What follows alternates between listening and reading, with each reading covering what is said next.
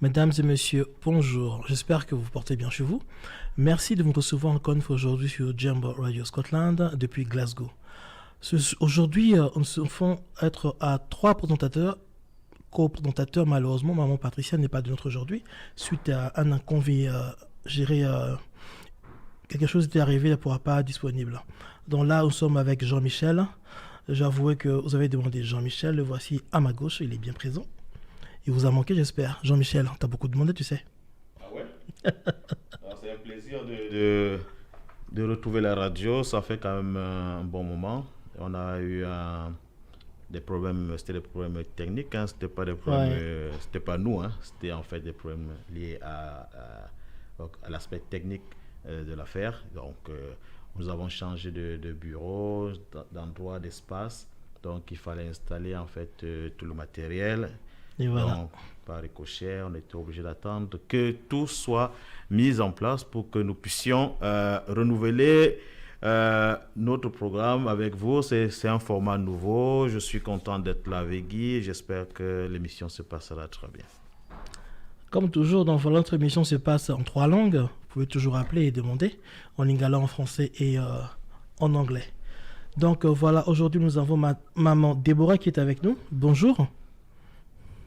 Bonjour. Je présente maman Déborah et l'actuelle rectrice de l'université de université prestigieuse au monde. Alors maman, bonne année encore une fois pour tout le vœu de Bonne année meilleur à pour vous l'année tous. 2024. Merci beaucoup. Merci et de même à vous tous aussi. Merci. Est-ce que je peux voir la santé, la famille se porte bien aussi? Le travail Nous, nous éventuellement. sommes en très bonne santé par la grâce de Dieu. Merci beaucoup. D'accord. Donc merci d'avoir accepté notre invitation. Notre mission va se dérouler en trois morceaux. On va commencer par la vie privée, la vie professionnelle et l'avenir.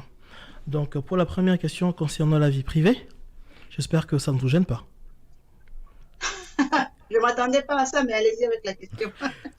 Non, mais déjà, comme vous pouvez savoir, nous avons un grand morceau, un très grand invité aujourd'hui, je dirais une très grande dame. Donc, c'est un peu spécial aujourd'hui, tout simplement parce que c'est la reprise et on a décidé de commencer avec un boom, hein.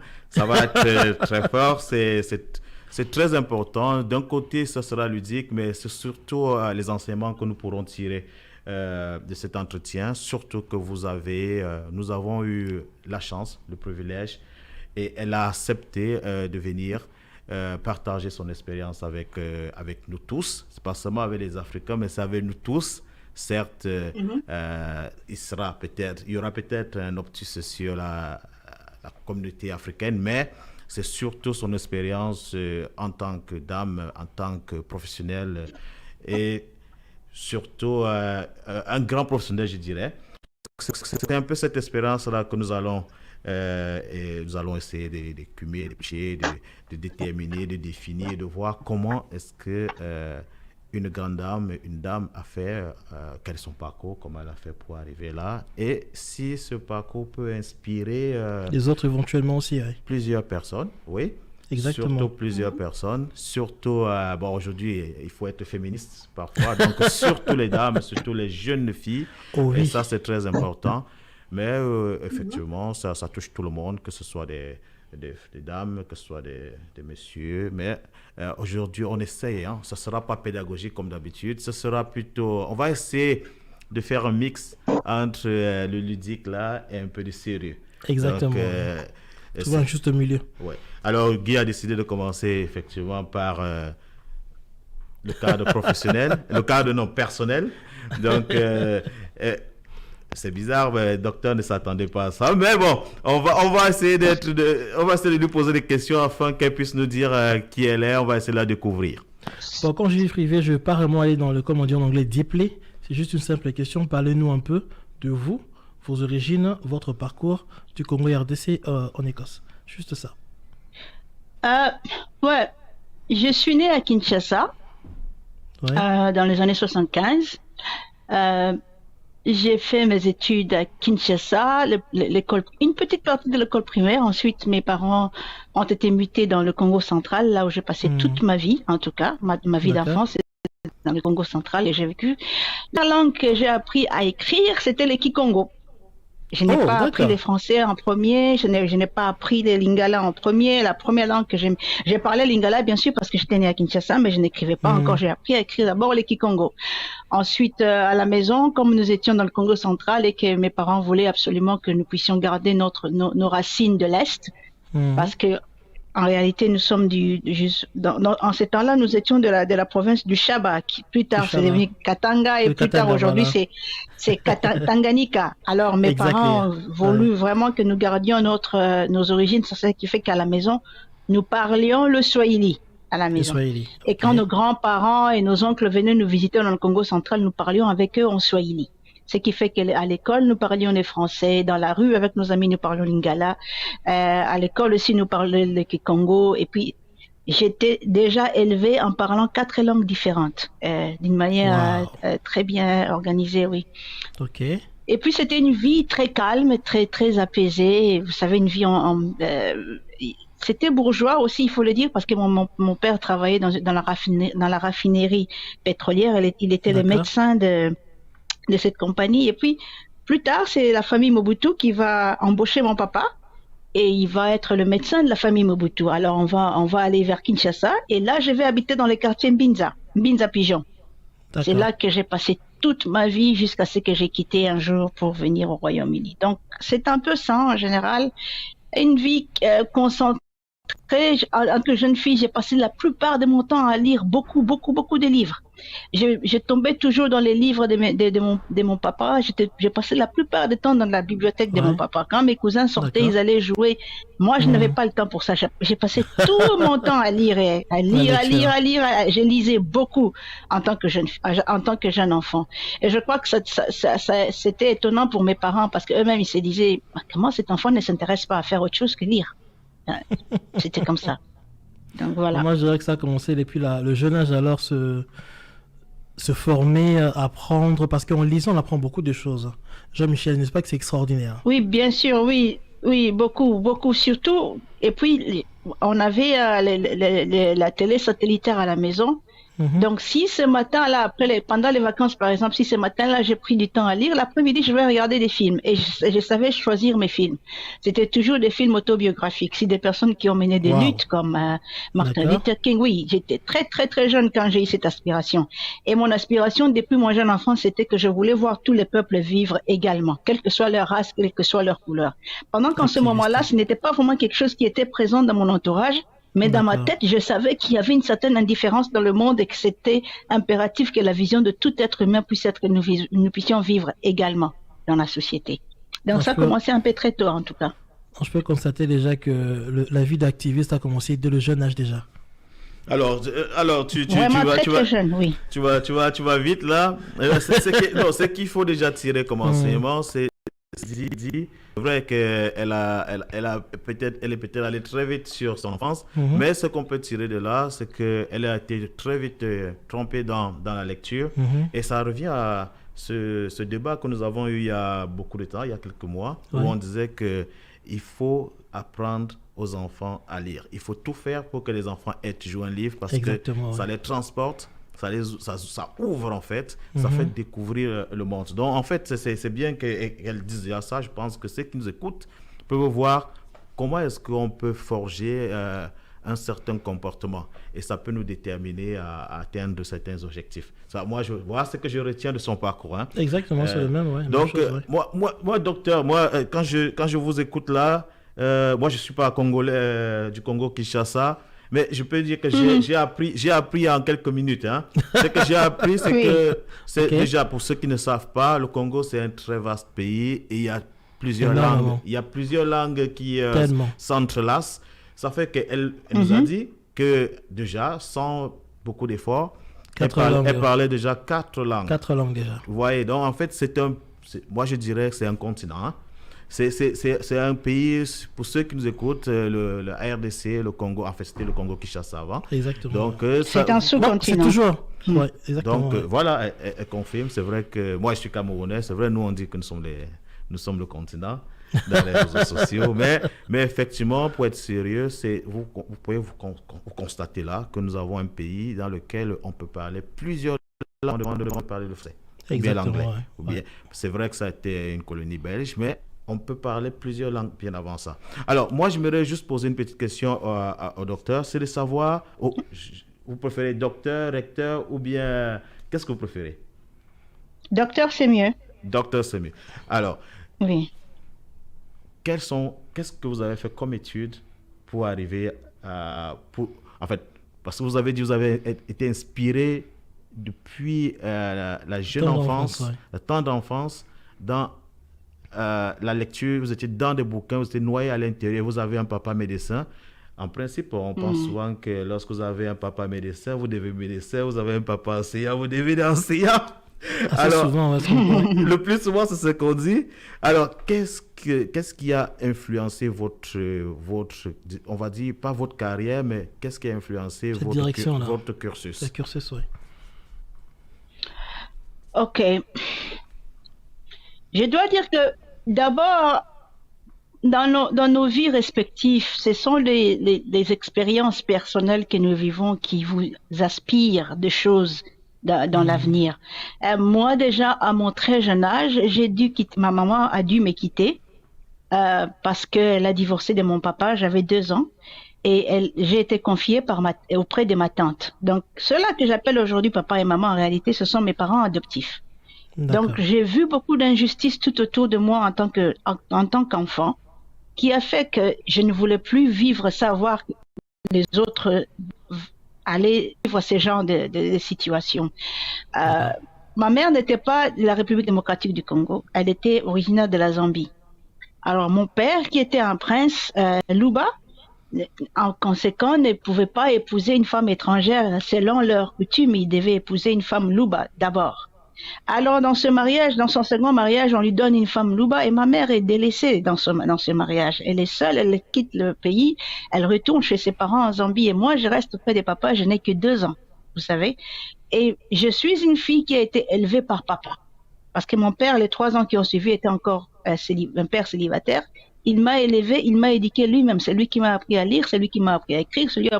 Avant même que je puisse avant même qu'il décide de me confier à sa sœur, parce que lui, avec sa carrière de professeur ordinaire, c'était très difficile de prendre soin d'un enfant, surtout une petite fille. Donc, j'ai vu beaucoup d'injustices tout autour de moi qui fait que moi, plus je grandissais, plus je ne voulais plus voir ces choses tout autour de moi.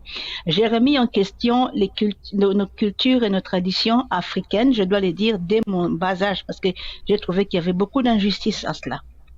Mais aussi, comme je vous ai dit, je suis plongée dans le monde du livre, des moments où j'apprends que partout ailleurs dans le monde, être une personne noire est un sujet de combat, est un sujet de survie, est une question de survie. Et j'apprends qu'il y a des gens comme Martin Luther King qui se font assassiner. Ce sont des choses que j'apprends tous les jours, qui m'inspirent et qui convergent par rapport à ce que je vis tous les jours et qui me donnent cette direction.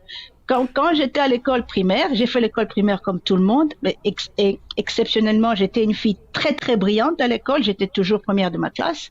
Au secondaire, c'était la même chose, j'ai terminé. Mais lorsque j'étais sur le point d'aller à l'université, c'est là que mes parents ont intervenu. Pourquoi? Parce que la culture congolaise veut qu'une jeune femme congolaise étudie moins. Elle a beaucoup de chances d'être mariée. Si elle étudie plus, elle n'a aucune chance d'être mariée. Et c'est là que j'ai commencé mon combat par rapport à mes parents. Parce que là, maintenant, mes parents commençaient à avoir peur. Si on la laisse étudier, personne ne va l'épouser. Si on la laisse, personne ne l'épousera. Pourquoi? Parce que dans leur culture, la fille est dédiée au mariage. Moi, je ne voyais pas ça comme ça. Alors, pas du tout. Moi, je voulais être actrice, acteur de ma vie, acteur dans la société, mariée ou pas. Parce que j'avais déjà vu les néfastes du mariage tout autour de moi. Ce n'était pas bon. Pas du tout. Docteur, alors, une petite question qui me vient à l'esprit. Une petite question. Oui. Votre rêve d'enfant, quand vous étiez toute petite, qu'est-ce que vous voulez être? Qu'est-ce que vous voulez devenir? Est-ce que vous avez en fait obtenu ce que vous souhaitiez? Vous êtes devenu ce que vous souhaitiez Effectivement. Être? Effectivement, même plus que ce que j'imaginais. Effectivement, plus que ce que j'imaginais parce que je n'avais jamais prévu avoir une carrière dans l'académia. Jamais, jamais, jamais. C'est que cette histoire de l'université d'Édimbourg, je n'avais jamais pensé à ça, mais j'ai toujours rêvé que jusqu'au dernier souffle de ma vie, je serais devant un tribunal en train de plaider les droits d'un individu. Si Dieu a dit que je vais mourir samedi, Vendredi 17h, je suis encore devant la cour pour défendre les intérêts des gens jusqu'au bout. Wow. C'est ça mon rêve et rien d'autre. D'accord. Alors, on découvre la flamme activiste depuis le temps d'enfance. Donc, si vous nous retrouvez, vous constatez, en fait, si vous prenez le programme juste à l'instant, nous sommes avec le docteur Deborah Kayembe, qui est rectrice de l'université d'Édimbourg. Donc, c'est un entretien à bâton rompu et nous venons juste de commencer. C'est vrai, ça fait une quinzaine de minutes déjà. Et nous parlions juste de sa tendre enfance, en fait, de sa vie personnelle.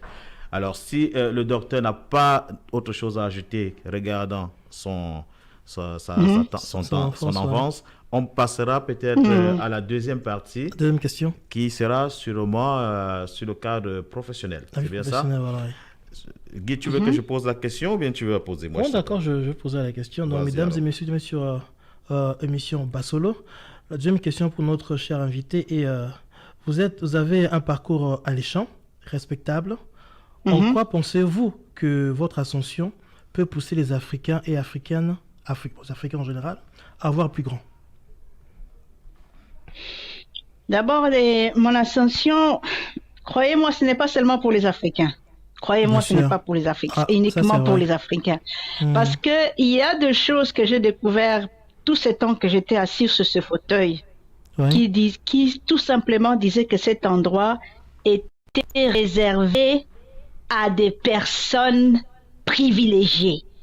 Est-ce que vous devez comprendre les privilèges à des catégories? Même parmi des blancs, il y a des moins privilégiés, il y a aussi des privilégiés. Mais moi, je suis allé m'asseoir sur le fauteuil des privilégiés. Une personne ordinaire qui pouvait se réveiller le matin, balayer la porte de sa maison. Ce fauteuil-là était réservé pour des personnes lorsqu'ils sont nés, on leur donne à manger avec des cuillères en or.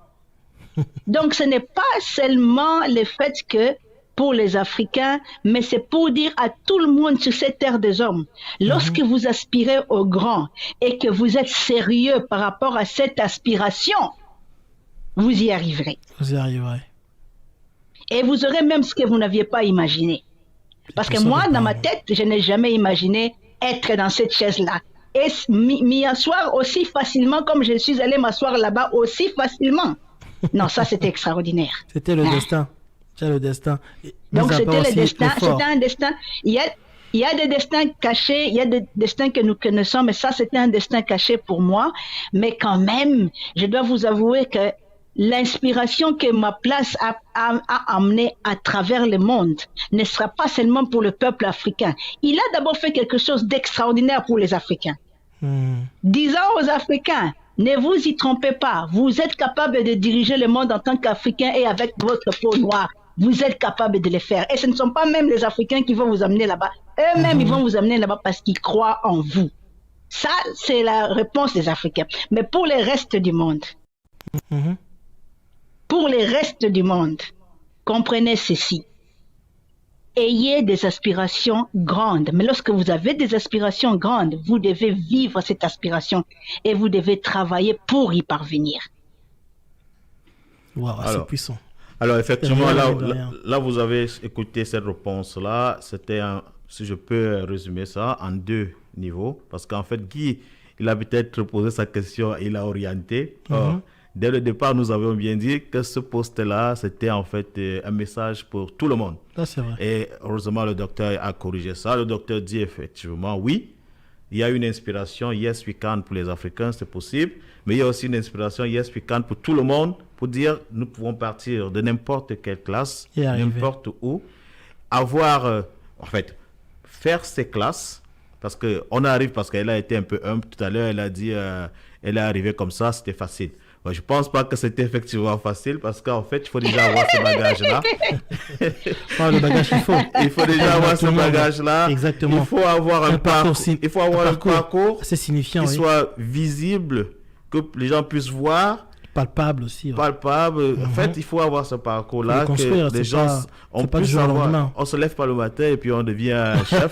Donc, c'est un peu ça. Mais je pense qu'elle est allée vite. Elle voulait juste réduire ça pour qu'on aille très vite. Elle est restée humble. Mais il y a sûrement beaucoup d'étapes qu'elle a pu faire. Il y a peut-être beaucoup de diplômes qu'elle a pu obtenir. On sait déjà qu'elle est docteur.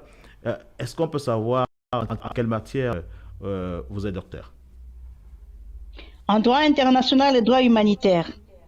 Donc, en fait, c'est pour ça que tout à l'heure, elle nous a dit qu'elle n'a jamais changé. Elle est allée, elle a continué, elle a fait son droit, elle a suivi Martin Luther King et elle s'est dit, alors, je vais être avocate internationale, je vais faire le droit, je vais plaider.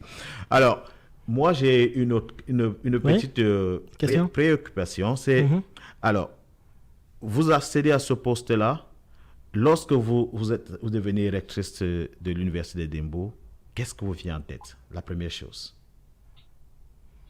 Ah, vous savez, ces rôles de rectrice de l'Université d'Édimbourg, pour vous dire franchement, ça n'a pas profité à moi. Je dois le dire. Ça n'a pas vraiment profité à moi. Ça profitait d'abord à l'université parce que l'université a utilisé ma réputation pour corriger ses erreurs à lui et pour se faire avancer sur le plan international. D'accord. Ça fait connaître au monde réellement ce que les personnes pour lesquelles l'université ne croit pas sont capables de donner à l'université. Pour moi, personnellement, c'est un schéma que j'ai eu, l'école où j'étais assise, où j'ai appris des choses que peut-être je n'aurais jamais connues si je n'étais pas élu recteur. Parce que dans ce fauteuil-là, tu sais ce qui se passe uniquement quand tu es sur le fauteuil. Quand tu n'es pas sur le fauteuil, tu n'es pas au courant de ces réalités. Et ça, pour moi, c'est la chose pour laquelle je serai toujours reconnaissant envers tous ceux qui ont voté pour moi, mais l'Éternel Dieu des armes dans son secret, c'est pourquoi il a permis que je m'assieds sur ce fauteuil, pour que j'apprenne ces choses. Et je ne pense pas que ce que j'ai appris m'ont déjà servi maintenant, mais ils me serviront dans le jour qui vient. Alors, j'aimerais dans ma deuxième question, merci pour votre réponse. Déjà, ce que vous pouvez savoir, ce qui est important de souligner, c'est pas qu'il y a un concours pour devenir recteur, c'est pas qu'on est nommé pour devenir recteur, mais vous êtes élu, en fait, pour devenir recteur. Donc, il faudrait déjà savoir. Vous êtes élu, oui, je ne suis pas. Oui, j'ai été élu, je n'ai pas été nommé, oui. Voilà, parce qu'il faudrait que les gens sachent qu'il y a ce parcours déjà. Exactement. Il y a tout ce bagage intellectuel, mais aussi, il faut que vos pairs puissent comprendre que oui, cette personne a des capacités morales, éthiques, intellectuelles pour pouvoir accéder à un poste pareil. Alors, là, j'avais posé ma première question. Qu'est-ce que vous vous êtes dit quand vous avez eu ce poste? Maintenant, je voudrais savoir quel est votre moment le plus fier? Qu'est-ce que vous pensez avoir donné et qui vous rend le plus fier à l'université, surtout? Je pense qu'à l'université d'Édimbourg, surtout, c'est le fait que j'ai élevé ma voix pour arrêter comment je peux appeler ça, cette loi inhumaine qui a été imposée aux réfugiés pour être rapatriés au Rwanda. Pendant que tout le monde ne savait pas quoi dire, il suffisait d'une tweet de 2 lignes pour que le monde entier s'arrête, commence à réfléchir. Tiens, cette femme a parlé de ça, revenons sur ça, réfléchissons sur ça. Et aujourd'hui, cette loi sur le rapatriement des réfugiés au Rwanda, n'importe quel réfugié qui demande l'asile dans son pays qui choisit qui est la Grande-Bretagne, les rapatrier au Rwanda, est entachée de milliers de questions et remise en question à cause de mon intervention. Ça, c'est l'une des choses que je me rappellerai toujours. J'ai eu des gifles par rapport à ça, mais je pense que mes gifles étaient bien plus fortes que ça. Vous comprenez? Ça, c'est la première.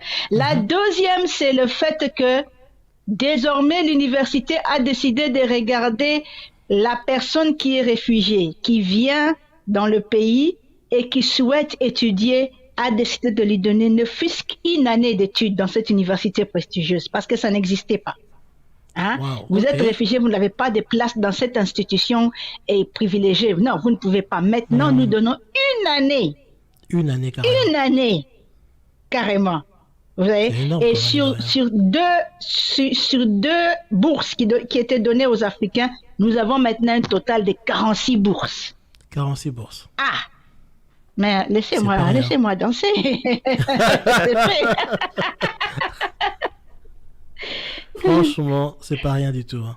Non, c'est grandiose. Grandiose, coup de chapeau. C'est grandiose parce que peut-être on ne mesure pas, mais il faut voir déjà quand vous partez de 2 ou bien de ce qui était inexistant à 40, vous pouvez imaginer un peu la proportionnalité pour savoir quelles sont les batailles qui sont arrivées. Mais vous avez touché un point tout à l'heure, parce qu'on a eu ce débat-là. Vous avez mentionné un tweet de votre part concernant les réfugiés qu'on devait envoyer en fait au Rwanda, tout ce qui arrivait au UK en tant que réfugiés, on pouvait les balancer au Rwanda.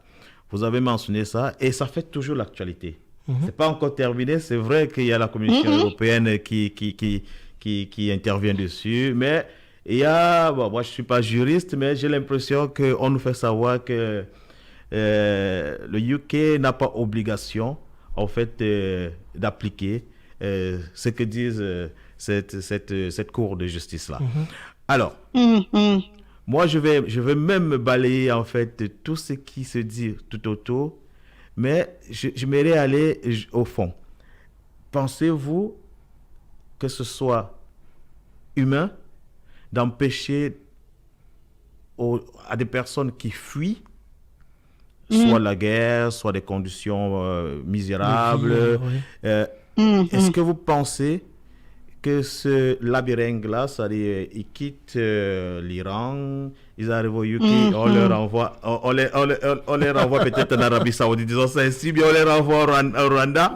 Alors, pensez-vous que ce labyrinthe-là, ce domino-là, il est humain? Je sais que votre réponse est non, mais en quoi pensez-vous que ce soit vraiment une très mauvaise option? Option, oui. Ok, d'abord, la Convention sur les réfugiés, la Convention pour laquelle tous les États partis à la Convention, et je sais que tous les États du monde ont signé ce traité, dit tout simplement, chaque individu demande l'asile dans le pays où il met ses pieds pour la première fois. Pourquoi y a-t-il des refoulements? Lorsque quelqu'un vient au Royaume-Uni et qu'il est passé par la France, le Royaume-Uni va lui dire non, tu es arrivé en France. Tu devais demander l'asile en France. Mais quand tu viens au Royaume-Uni, ta demande d'asile sera rejetée. Mais ici, c'est différent. La personne quitte l'Iran, il arrive au Royaume-Uni, le Royaume-Uni le reçoit comme réfugié et dit non, va nous attendre en attendant qu'on décide sur toi en Afrique, là-bas au Rwanda. Va nous attendre là-bas. Vous devez comprendre ce que dit cette convention, ce traité que le gouvernement britannique est en train de dire. C'est-à-dire quand la personne arrive au Royaume-Uni, il arrive là, on lui dit ok, tu es entré sur notre territoire. La convention dit le premier pays à laquelle tu foules les pieds, c'est le pays qui doit t'accorder la protection. Donc il est arrivé au Royaume-Uni, c'est la politique. Mais dans la manière de faire du Royaume-Uni, c'est toujours nous, le Royaume-Uni, qui te donnons la protection. Mais va attendre la décision au Rwanda. Pas ici. Mais il y a un petit souci. Moi, je ne défends pas ça, mais alors, il faudrait que les gens comprennent. Parce que vous mentionnez que la personne a droit, c'est le premier pays où il met ses pieds, qui doit lui délivrer effectivement cette protection-là. Alors pour moi, je pense que le Royaume-Uni, ils sont contents de se cacher derrière cette loi, parce qu'en fait, c'est une île. Ils savent qu'on ne va pas arriver comme ça chez eux. Ils savent qu'il faudra souvent passer quelque arriver ici, c'est pas toujours direct. Oui, pour moi, je trouve qu'ils ont trouvé une petite faille à l'intérieur de cette loi. Non, mais vous devez comprendre, au-delà de la Convention des Nations Unies, qui est cette Convention de Genève, il y a aussi des accords européens qui existent. Et parmi ces accords européens, il y a des cas où les individus sont toujours envoyés en France ou en Belgique provenant du Royaume-Uni. Ce n'est pas une violation des accords qu'il y a entre les pays européens. Vous devez comprendre ça. Mais lorsqu'il s'agit de ces pays où vous renvoyez des individus, ces pays-là doivent aussi remplir les conditions nécessaires pour assurer la sécurité de l'individu. C'est ça le problème. Mais vous emmenez un individu dans un pays de Grands Lacs qui est en guerre ouverte avec la République démocratique du Congo. Comment voulez-vous expliquer ça? Y a-t-il pas des rapports des Nations Unies qui montrent que le gouvernement rwandais, les armées rwandaises soutiennent les M23 et toutes ces rébellions qui existent? Il y a des rapports bien écrits noir et blanc. Donc le problème ici, c'est que il y a eu violation de la Convention de Genève dans cette histoire.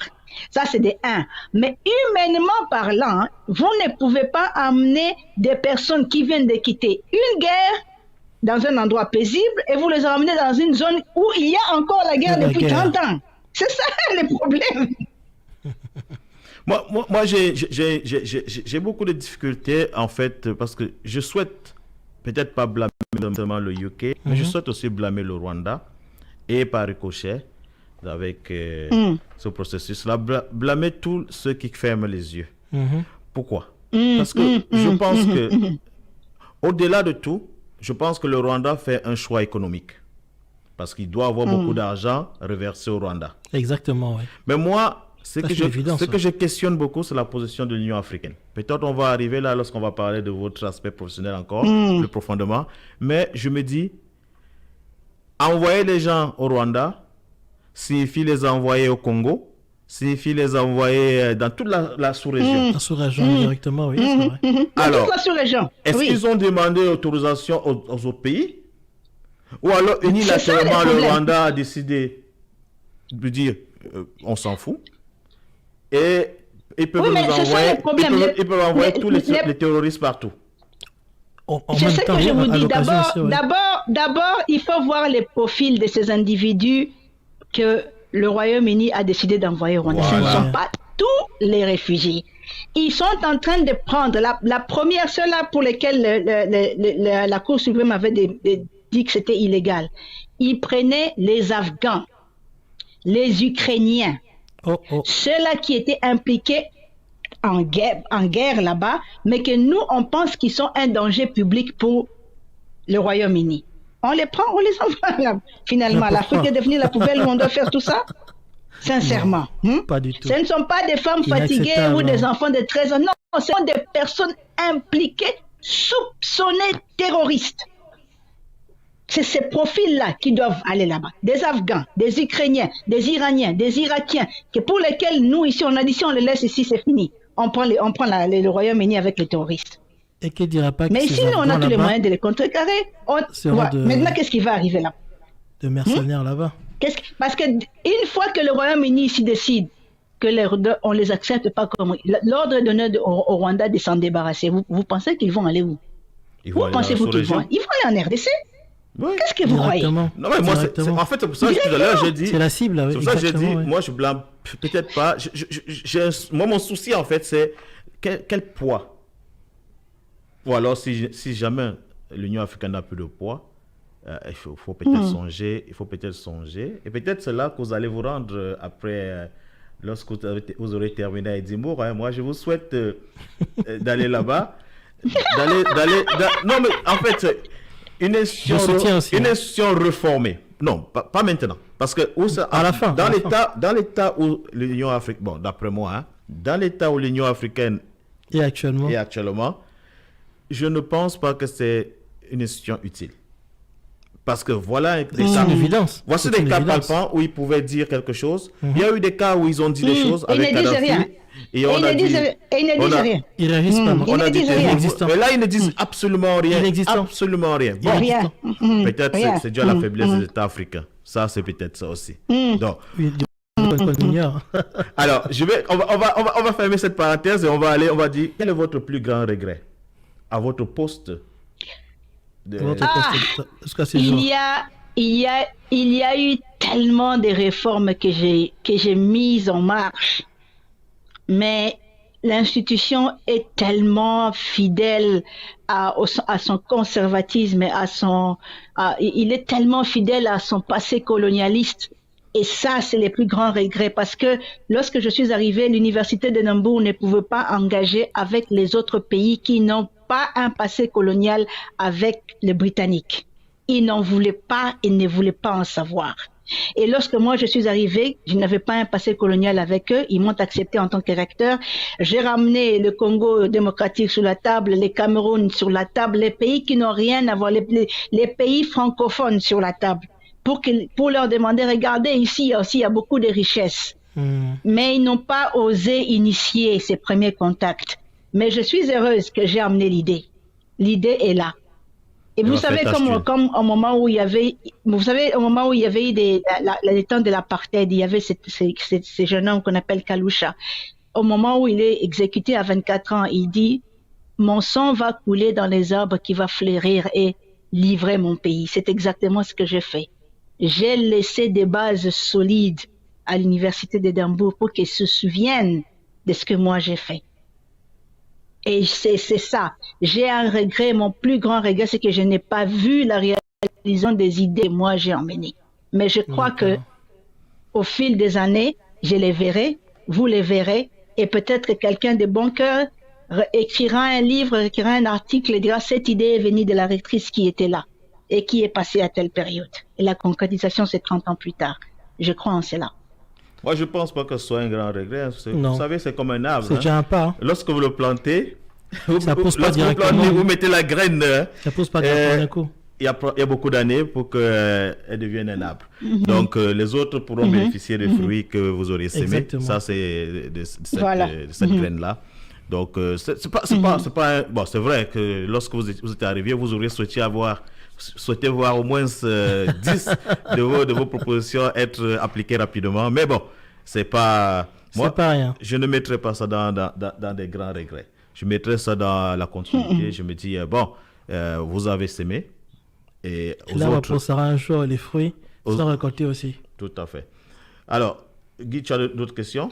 Oui, j'ai une question là qui a suscité la vie professionnelle aussi. On dit souvent que le sky a les limites. Quel conseil donnerez-vous à tous ceux qui veulent faire comme vous, mieux que vous?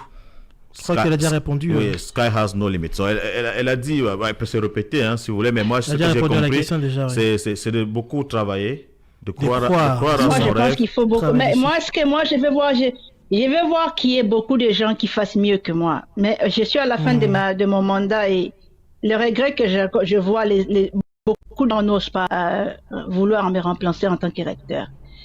Et ils osent pas oser, ils ont peur. Parce que j'ai vu des choses dans ce rôle. J'ai vu des choses terribles qui a même failli coûter ma vie. Mais vous savez, pour quelqu'un qui a effleuré la mort plusieurs fois, qui a effleuré la mort plusieurs fois dans ma vie, ça valait la peine. Ces combats, pour moi, ça valait la peine. Mais il y a ce que moi, je voudrais surtout voir. Comme vous l'avez dit, the sky is the limit, it's true. But oser. Il faut oser. Vous savez, au moment où j'étais élu recteur, personne n'a cru que je vais survivre 6 mois à ce poste-là. Et ils avaient raison. Parce que les attaques que j'ai eues, les injures que j'ai eues, les attitudes irrespectueuses qui sont venues vers moi, si vous n'avez pas l'exercice de l'humilité, vous allez abandonner. Vous savez? Et je suis arrivée, mais je n'ai pas regardé à ça. J'ai regardé aux millions de personnes de toutes les races, de toutes les couleurs, en train de regarder si je vais réussir pour que ma vie puisse leur inspirer. Et c'est ce qui comptait pour moi. Le reste, c'était sans importance.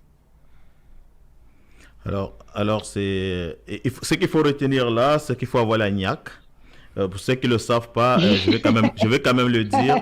Madame la rectrice, pendant une certaine période, était protégée par des officiers armés. Parce qu'effectivement, il y a eu, comme en Irlande, il y a eu des bombes qui étaient placées n'importe où, dans quelques universités. Donc, elle était menacée. Parce que j'ai failli dire un tout petit peu. Non, elle a été menacée. Réellement, oui. Donc, ça c'est normal. Ce sont des comportements. Il y a toujours beaucoup de fous. C'est pour ça que la société est bien. Parce qu'il faut qu'il y ait des fous, il faut qu'il y ait des moins fous. Il faut qu'il y ait des gens bien. Donc, ça va descendre malheureusement. Le monde doit avoir un peu de tout pour qu'il soit bien, il soit beau. Donc, ça c'est intéressant. On peut pas parler d'autre chose. Moi, j'ai une autre question qui sort complètement de tout, mais je crois que ça va dans la zone académique. Toujours la poser la question. Nous parlons aujourd'hui, parce qu'il y a ce qu'on appelle le hard power, le soft power, et depuis un bon bout de temps, on se rend compte que les soft power sont devenus les hard power. Je vais prendre juste un exemple simple. Avant, vous pouviez liquider un individu dans un pays et personne n'allait le savoir. Aujourd'hui, avec Internet, où c'est devenu libre, avec les iPhones, tout le monde a son téléphone, il suffit d'un tweet, il suffit d'une image pour que le monde entier réagisse aussi. Soit au courant. Donc, moi, je pensais, parce que je me suis dit, avant, on avait les hard power, c'était l'armée, c'était en fait cette diplomatie solide. Aujourd'hui, on a beaucoup de soft power qui, comme par exemple les réseaux sociaux, peuvent influencer facilement. Oui. Alors, certains disent que lorsque vous avez du hard power. En fait, le hard power définit le niveau de développement d'un pays. En fait, voilà ce que les gens disent. Hein. Oui. Donc, moi, j'ai une autre pensée. Aujourd'hui, on a, par exemple, là, je vais vous amener dans le domaine du sport. On voit des pays qui gagnent la Coupe du Monde. On voit des pays qui n'ont jamais gagné. Mais on nous dit, chaque fois que vous gagnez, c'est parce que vous êtes un pays développé. Bon, il y a un problème parce que le Brésil n'est peut-être pas développé, mais il a souvent gagné. Exactement. Ah, c'est souvent vrai. Ouais. Mais où je vais vous amener aujourd'hui, c'est qu'en Afrique, on a une compétition qu'on appelle la CAN, la Coupe d'Afrique. Ouais. Et qui se joue maintenant, oui. Qui se joue. Il y a 10 ans, 20 ans, on n'en parlait pas. Pas autant. On n'en parlait vraiment pas. Oui. Mais on trouve cet D'accord. engouement. On trouve cet engouement. Alors, j'aimerais savoir, y a-t-il un moyen de faire du sport, effectivement, un soft power puissant? Ou un vecteur de développement. Ah, il y en a-tu? Oh, ouais. Croyez-moi, le sport, c'est...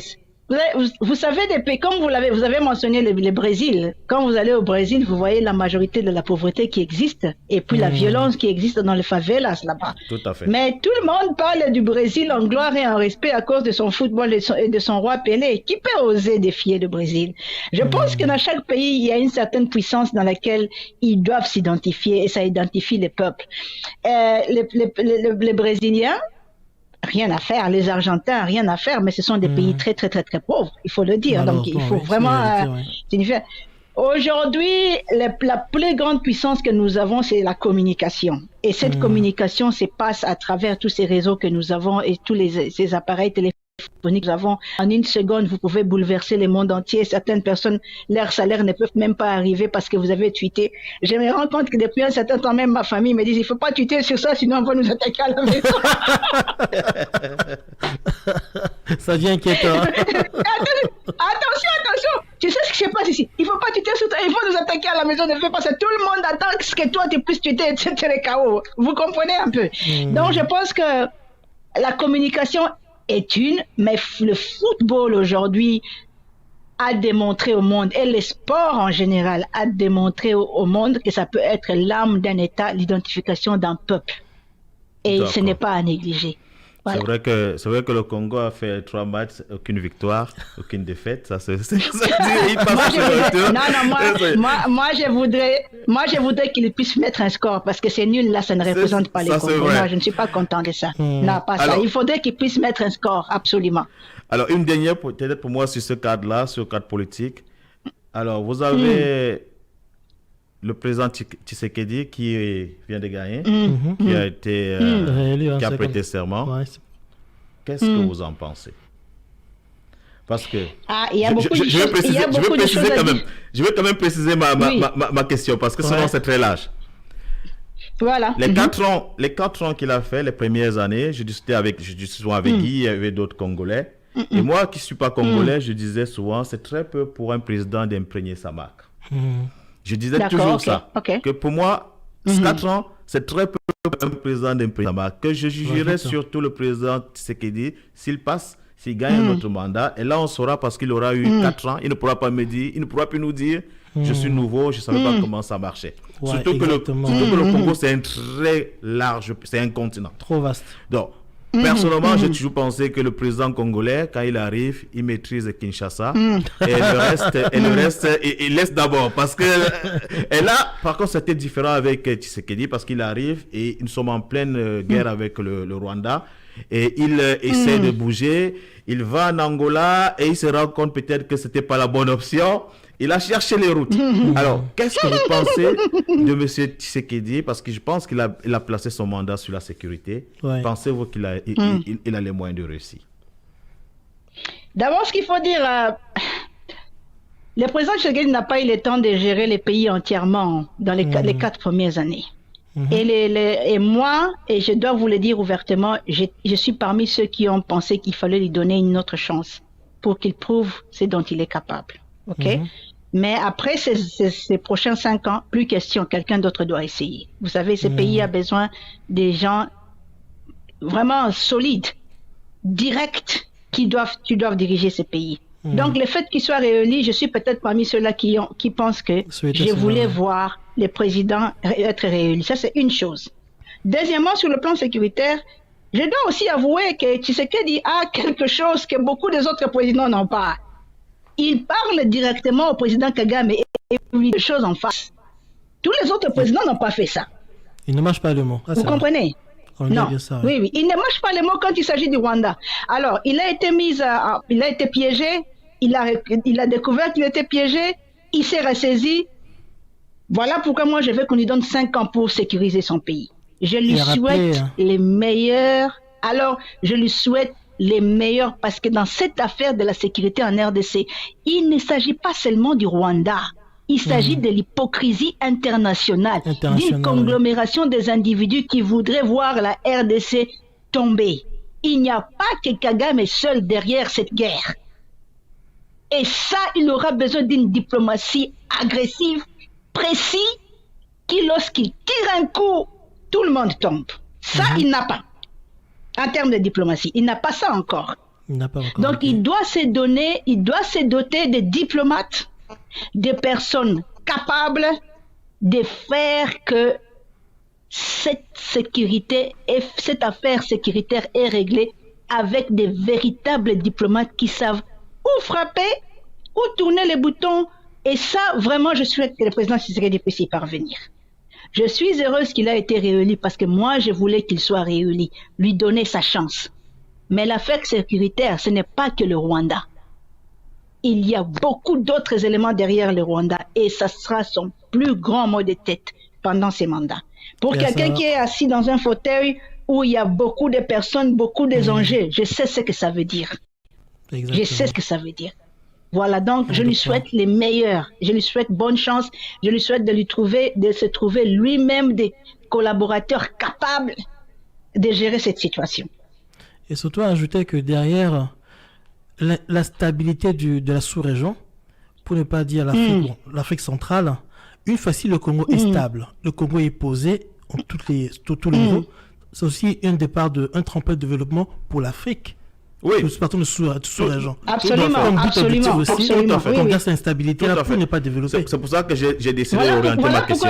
Voilà pourquoi je vous dis que les adversaires derrière cette guerre en RDC, ils ont beaucoup d'intérêt. Il n'y a pas que la RDC, il y a l'instabilité des Grands Lacs, il y a toutes ces choses-là. Exactement. Et chacun d'entre eux a un acteur qui veut le faire déstabiliser. Ça sera le plus grand combat de M. Tshisekedi. Mais ce qu'il doit comprendre, il doit sortir de son idée que c'est lui-même qui peut faire tout en 5 ans. Non. Il doit faire des choses précises et correctes pour les 5 ans à venir. Ceux qui viendront après lui ne feront que continuer jusqu'il y ait un... C'est une guerre qui a duré 30 ans, bon Dieu. Vous n'allez pas fixer ça en 2 jours. Ça n'a rien à faire. Pas du tout. Il doit construire un fondement. Non, mais en fait, moi, c'est pour ça que j'ai orienté cette question vers la sécurité. Parce qu'en fait, s'il n'y a pas de sécurité, il n'y a pas de développement. Ça va de soi, exactement. Parce que tu auras beau construire, tu auras beau essayer de mettre des politiques macroéconomiques, c'est pas encore microéconomiques aussi, mais tant qu'il n'y a pas de paix, rien ne peut se développer. Et en fait, Tshisekedi, je dirais qu'il gagnerait plutôt aller aussi vers les pays du Grand Lac, qui forment le Grand Lac, parce que j'ai vu qu'il a fait des tours, mais il est plutôt allé il est d'en haut partout. Bon, moi je ne suis pas son conseiller, hein, mais je l'ai observé, il allait où il pensait qu'il pouvait résoudre le problème avec le Rwanda, avec l'Ouganda, qui est un pays, il faut prendre ça entre guillemets. Moi je ne sais pas. Moi, je suis dur, hein. Je ne cache pas, j'ai souvent été très dur à la politique internationale, mais je pense que moi, personnellement, je n'attendais pas beaucoup de M. Tshisekedi les 5 années, ça je te l'avais dit. J'avais dit un président de la République, surtout en Afrique, quand il arrive, c'est très compliqué. Il y a tellement... Lorsqu'on est à l'extérieur, lorsqu'on est dans l'opposition, tout est facile. Tout est facile. Et lorsqu'on arrive dessus, la chancelière, elle peut démontrer, elle peut le dire. Elle est arrivée à l'université d'Édimbourg. Pour ça, je lui ai posé la question, qu'est-ce que vous avez ressenti lorsque vous avez surtout qu'il y a des choses qu'elle ne pourra pas dire ouvertement, donc on imagine bien que... On ne s'attendait pas à ce que nous disent tout, tu vois. Mais ceux qui ont compris, ont compris. Alors, moi, je dirais, on est à la fin. On est presque à la fin là. C'est allé très vite. C'est dommage. Alors, on va quand même aller rapidement. Alors, what is next? Qu'est-ce qu'il y a après? OK. What is next? Je ne sais pas pourquoi les gens me disent What is next. J'ai 1001 projets sur ma table à faire. Je suis étouffée tous les jours avec ceci, avec cela. L'université d'Édimbourg, c'est fini. Ça me donne un peu d'espace pour moi pour respirer. Vous savez, ça me donne un peu d'espace pour respirer parce que j'ai 1001 choses à faire dans ma vie tous les jours. Vous non, comprenez? parce qu'on va vous épier maintenant là. On va se dire, elle n'est plus à l'université d'Édimbourg. Alors qu'est-ce qu'elle fait? Parce que moi, je vous dis, lorsque vous allez prendre un bateau, on va savoir où est-ce qu'il va. Hein. Exactement, ouais. Je suis d'accord que maintenant que les gens vont dire, bon, elle n'a plus à l'université d'Édimbourg, où est-ce qu'on met? C'est ce que moi je veux. Je veux que les gens comprennent que moi et l'université d'Édimbourg, nous avons fait notre part. J'ai conclu mon affaire, j'ai combattu le bon combat et j'ai gagné. J'avance. Tout en avançant, j'ai 1001 choses à faire tous les jours de ma vie. Depuis ce matin, vous êtes la 7e interview depuis ce matin. Je vais faire 4 au Moyen-Orient parce que la semaine prochaine, je suis au Moyen-Orient, je suis l'invité des pays arabes. Et je vais aller passer 4 jours là-bas pour parler de la réputation d'une personne d'un leader d'université. Donc, vous comprenez que j'ai beaucoup de choses à faire. Ce que je veux, c'est ce qui me reste à faire, c'est de continuer de le faire aussi bien que je l'ai toujours fait. Aussi avoir de l'espace pour moi, un peu de temps pour moi, un peu de vie amoureuse pour moi, hein, parce que je suis un être humain aussi, n'est-ce pas? Bien sûr, vous avez droit aussi. Il ne faut pas toujours être là, il faut être tout le temps en train de travailler. Non, j'ai besoin de moi-même aussi. Mais what next? The next thing is, vous saurez quand ça viendra, parce qu'il y a un grand bombe qui va arriver. Soyez patient. Wow. Non, parce que nous on pose cette question en tant qu'Africains surtout. On se dit est-ce qu'elle sera utile à l'Afrique là? C'est pour ça que moi je vous ai proposé ma sortie là. Je vous ai dit Union africaine, exactement, ouais. Reformer. Vous savez, avec le charisme qu'elle a. Vous savez que pour moi, l'Afrique sera pour toujours le cheval des batailles. J'ai honoré l'Afrique à l'université d'Édimbourg. J'ai pris l'étendard de l'Afrique, je l'ai montré très haut comme jamais aucun recteur ne l'a fait. Si l'Afrique m'appelle aujourd'hui, me disent va à l'Union africaine, fais ton travail. Il y a beaucoup d'institutions qui existent, qui sont alliées à l'Union africaine. Je vais tout annuler, je vais tout fermer parce que c'est de la distraction. Il faut fermer ça. Il faut mettre des institutions fortes, des institutions qui se lèvent pour les États et qui font la cohésion des États africains. Et surtout indépendants, autonomes. Surtout autonome. Voilà, indépendant, mais surtout là où le peuple africain est traité avec dignité. Ce qui manque à nos institutions africaines, on ne respecte pas nos peuples. Mais est-ce qu'on se respecte nous-mêmes d'abord? Bonne question aussi. Commençons par ça d'abord. Commençons à nous les leaders à montrer à nos peuples qu'ils ont de la valeur à nos yeux. Vous comprenez? Nous, les institutions africaines, montrer à nos peuples, à nos pays qu'ils ont de la valeur à nos yeux et que si quelqu'un essaie de toucher la Côte d'Ivoire, nous sommes là pour protéger la Côte d'Ivoire à tout prix. Ouais. Vous touchez l'Afrique. C'est comme ce que les Sud-Africains ont montré récemment avec l'Afghanistan, avec l'Israël. Oui, avec Israël. Ces jeunes Sud-Africains qui sont allés se venger contre Israël parce que pendant l'apartheid, Israël a donné des armes à ceux-là qui combattaient l'ANC. Ils sont allés au secours de Gaza. Moi, je veux voir des Africains aussi aller au secours des autres Africains qui sont en train de souffrir. C'est ce que nous devons faire, nous les Africains. Donc, l'Afrique, c'est combien j'aime, je suis africaine, je ne peux pas dire que je suis congolaise à 100%, mais certainement africaine à 100%, et je donnerai les meilleurs de moi-même partout où je vais pour l'Afrique. Rien à faire. Exactement. Merci beaucoup en tout cas, madame. Malheureusement, la revue fait signe qu'elle nous sommes à la fin. Mesdames et messieurs, merci beaucoup d'avoir été avec nous, avec madame Déborah, depuis Édimbourg. Émission Bassolo prend fin. L'émission était avec Madame Edouard Savoir, en fait, c'était éclairé, c'était émouvant, intéressant. Malheureusement, les questions, on ne pourra pas y aller. Je dirais qu'il y aura des questions qui pourront se suivre, des réponses qui pourront y être dans notre magazine, Okapi African Magazine, avec monsieur Madame Déborah. Je pourrais la contacter pour cela. Donc, attends, tu ne vas pas conclure comme ça, attends. Docteur, est-ce que vous avez un mot? Un dernier mot. Bien sûr, mot de la fin. Le seul mot que j'aimerais dire, c'est je voulais lancer par rapport à la fin de ce mandat au sein de l'Université d'Édimbourg. J'ai un message en particulier pour tout le continent africain, tout le peuple africain. Vous vous êtes levé comme un mur durant mon mandat pour me soutenir, me protéger, m'accompagner. Pour ça, je vous serai toujours reconnaissant. Au continent africain, je vous dois cela. Je dois continuer pour ce que vous avez fait pour moi, pour avoir été présente partout où je suis allée. On disait, Deborah Kemp, the African woman. Ha! When you talk about the Africans, don't touch Deborah. Et il disait toujours comme ça. Quand vous parlez des Africains, ne touchez pas Deborah. Vous aurez tout le continent derrière eux. Eux-mêmes disaient ça dans les réunions. Et pour ça, je suis reconnaissante. Je vous dis merci, merci, merci. Je vous dirais merci aussi. Ce fut un plaisir, un moment très intense. J'espère que vous avez aimé, que ceux qui nous écoutent ont aimé. Et sincèrement, moi, je sors d'ici très heureux. Éventuellement, si Dr Kayembe, une fierté africaine, une fierté pour tout le monde. Merci pour votre temps. Merci. Et je le sens, si vous avez des réunions encore après, bonne journée, bon courage, bon week-end. Merci, merci beaucoup. Au revoir. Au revoir, Jambo Radio, pas solo. Au revoir.